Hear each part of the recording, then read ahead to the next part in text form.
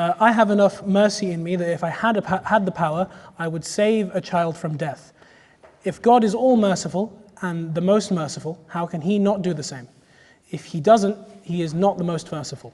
I'm assuming that's for you.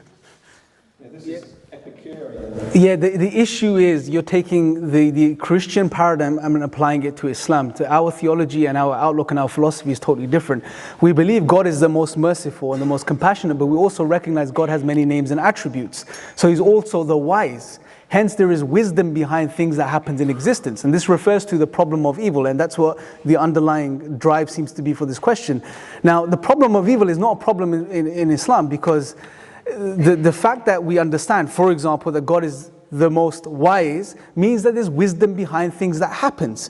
Some of the atrocities, some of the difficulties, the trials, the tribulations that unfold in reality, there is wisdom behind this. Now, if you say, I can't see the wisdom, therefore there is no wisdom there, this is arguing from egocentrism, this egotistical position. Because as human beings, we don't see everything and understand everything. But then to assume that there is no wisdom there, that's the ego at play. So we understand that God has many names and attributes and they all reconcile together. So yes, he is the most merciful and the most compassionate, but he's also the wise, he's also the judge, etc. So, and it's a long discussion, but maybe whoever asked the question, I can address it with you privately, inshallah, at the end. And my Loch Ness Monster is pink. These are claims. There's no evidence for them. And Epicurus, I think, was the first recorded person to come up with this dilemma. If God doesn't intervene to save lives, he's either not there, or he's callous and uncaring, or he's powerless and not omnipotent. Which is it?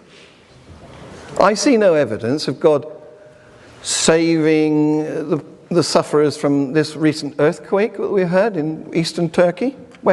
Eastern Turkey. I see no evidence of it. Can I just come back to that? Since he got to come back, yes, you do get to come back. Thank you. So John's basically not listening to me, and he's demonstrating exactly what I said. And that is that just because you don't see the wisdom of what's happening, a specific event or occurrence yourself, it doesn't mean there's no wisdom there. Islamic theology teaches us that God has many names and attributes. He is not just the loving or just merciful. He is also the wise. And I gave you the example of the attribute of wisdom to highlight there is wisdom behind things that happen.